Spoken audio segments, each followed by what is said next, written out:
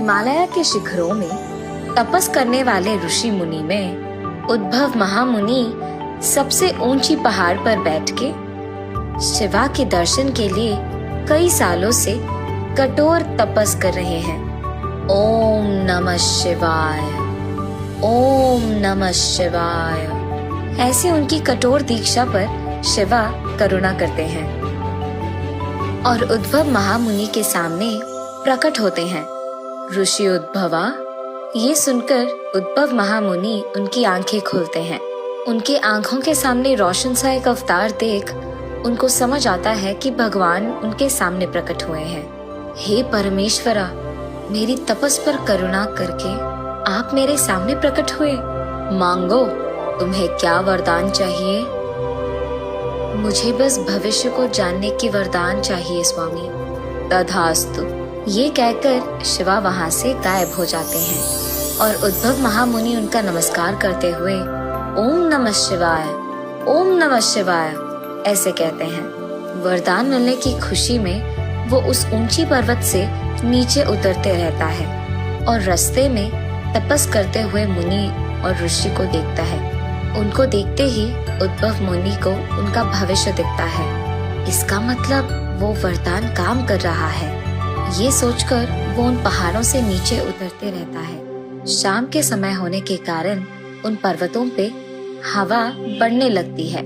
शाम का समय है और हवा भी तेजी से बढ़ रही है। इस समय में नीचे जाना अच्छा नहीं है। कल सुबह होने के बाद ही नीचे जाना अच्छा है। यही मानकर उद्भव महामुनि वही एक छोटी सी जगह में रात के लिए आराम करते हैं।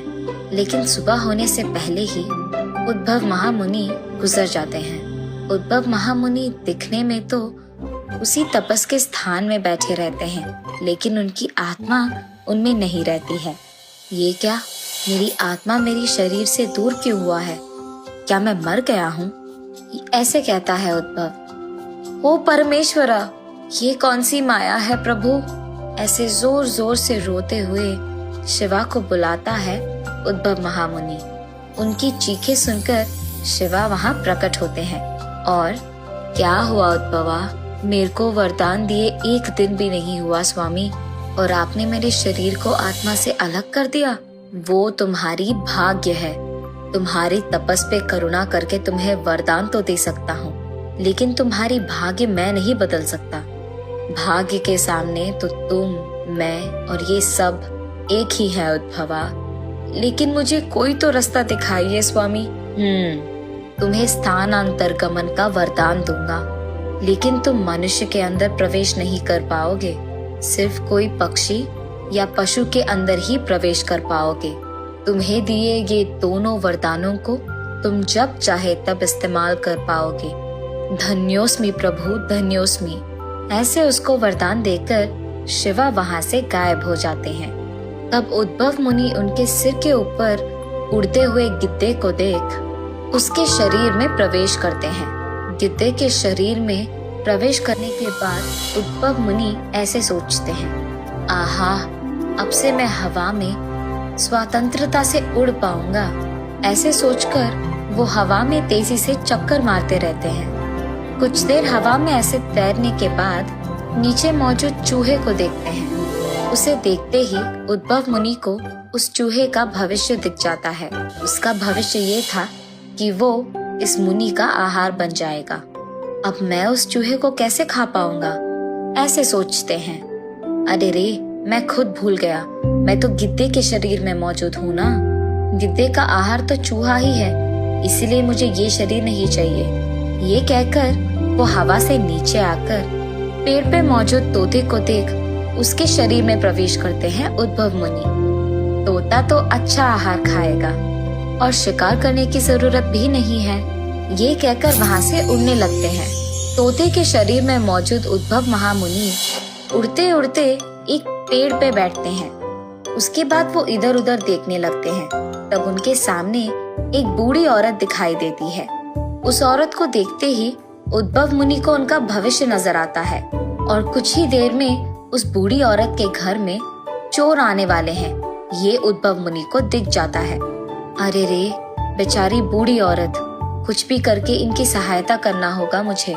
ये फैसला करके उड़ते हुए उस औरत के पास जाकर उनसे ऐसे कहता है, मंगतायरू मंगतायरू, कुछ ही देर में तुम्हारे घर में चोर आने वाले हैं। ये सुनकर मंगतायरू सिर्फ बातें सुनाई देने के कारण चारों ओर ढूंढने लगती है। कौन है जो बात कर रहा है? दिख क्यों नहीं रहे हो? ये लो मंगतायरू, तोता बात कर रहा हूँ। तोता कहाँ बात करती है? मुझे शिवा का वरदान मिला है, मैं एक ऋषि हूँ। अब तुम यहाँ क्यों आए हो? अब तुम्हारे घर में चोरी होने वाली है, तुम घर के अंदर जाकर सारे दरवाजे बंद कर दो। क्या? चोर? ऐसे कहकर वो डर के मारे अंदर जाकर सारे दरवाजे बंद कर देती है। कुछ ही देर में चोर वहाँ आकर उसके दरवाजे खड़खड़ाने लगते हैं, जोर से खड़खड़ाते हुए, ए बुढ़िया, दरवाजा खोल, ऐसे चिल्लाते हैं।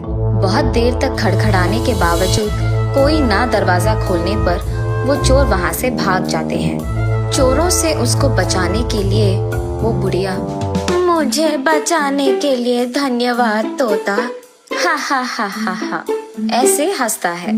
ये लो, ये अनार खाओ, और तुम्हें जब भी किसी चीज की जरूरत पड़ी तो मेरे पास आओ, मैं दूंगी। वहाँ अनार खाकर उद्भव महामुनि वहाँ से उड़कर बाहर आ जाते हैं। ऐसे हवा में से नीचे लोगों का भविष्य देखते रहता है उद्भव मुनि। ऐसे हवा में तैरते हुए वो देखते हैं कि एक छोटा बच्चा उसके अपने कुत्ते को बेल्ट बांधकर उसे चलाते रहता है। उस बच्चे की भविष्य देख उद्भव मुनि उसके पास जाकर, सुनो बेटा, अब ये कुत्ता तुम्हें काटेगा, ये तो हमारी कुत्ता है, ये हमें नहीं काटेगा। और क्योंकि वो बच्चा खड़े रहता है, कुत्ता वही बैठ जाता है। नहीं बेटा, वो तुम्हें काटेगा, देखो वो कैसे सो रहा है, वो मुझे कुछ नहीं करेगा क्योंकि मैं उसका मालिक हूँ। बच्चे के ऐसे कहने पर उद्भव मुनि कुछ कहे बिना वही देखते रहते हैं। रास्ते में कुछ बच्चे बॉल के साथ खेलते रहते हैं। खेलते खेलते उस बॉल को वो उस बच्चे पे गिराते हैं। अचानक बॉल को अपनी ओर आते हुए देख वो बच्चा एक कदम पीछे रखता है। बैठे हुए उस कुत्ते के पूंछ पे कदम रखने के कारण उसे गुस्सा आता है और वो उस बच्चे को काट देता है। वो बच्चा रोते रहता है। ये देख उद्भव मुनि, मैंने तो पहले ही कहा था बेटा कि वो तुम्हें काटेगा। बच्चा रोते रहता है। उसे रोते देख उसके माँ बाप उसके पास आते हैं। क्या हुआ बेटा? इस कुत्ते ने मुझे काटा है, ऐसे रोते हुए। उस तोते का काम है ये सब। बच्चे की बातें सुनकर उसके माँ बाप उस तोते का पीछा करने लगते हैं, लेकिन तोते के रूप में मौजूद उद्भव मुनि वहाँ से बचकर हवा में उड़ने लगता है। अब क्योंकि तोते के रूप को संभाल नहीं पाए, उद्भव मुनि ऐसे कहते हैं, बाप रे, अब इसमें बहुत हो गया। ये कहकर वो एक अमीर आदमी के कुत्ते में प्रवेश करते हैं। उस कुत्ते के रूप में प्रवेश करके उद्भव मुनि बहुत आराम करते हैं। उसके मालिक उसका बहुत अच्छा ख्याल रखता है, लेकिन जब उद्भव मुनि उसके मालिक की भविष्य देखता है, उसे दिखता है कि उनको बहुत बड़ा नुकसान आने वाला है। लेकिन मुनि वो सब छोड़कर सिर्फ अपनी देखते हैं। सुबह उसका इतना ख्याल रखने वाला वही मालिक रात के समय में उसको सोने के लिए ठंड में छोड़ देता है। लेकिन उद्भव मुनि उस सब का ख्याल करे बिना बाहर एक अपनी स्थान देखकर वही सो जाते हैं। उस रात उसके घर में चोरी होता है और चोर सारे उसके पैसे, सोना, जेवर सब ले जाते हैं। सुबह होते ही उसका मालिक सब कुछ खोने के गम में बैठकर रोते रहता है। कुत्ते के रूप में मौजूद उद्भव मुनि सुबह उठते ही आराम से उसके मालिक के पास जाता है। उस कुत्ते को देख मालिक, मैं तुम्हें हर रोज खिला रहा हूँ और तुम चोरी होते के समय भी मुझे कुछ नहीं कह पाए, ऐसे कहकर क्रोध में उसे लकड़ी लेकर बहुत मारते हैं। कुत्ते के रूप में मौजूद उद्भव मुनि भागने लगते हैं। अंत में उद्भव मुनि ऐसे कहते हैं, हे ईश्वरा, आपके बातों के अनुसार ही भाग्य से कोई बच नहीं सकता।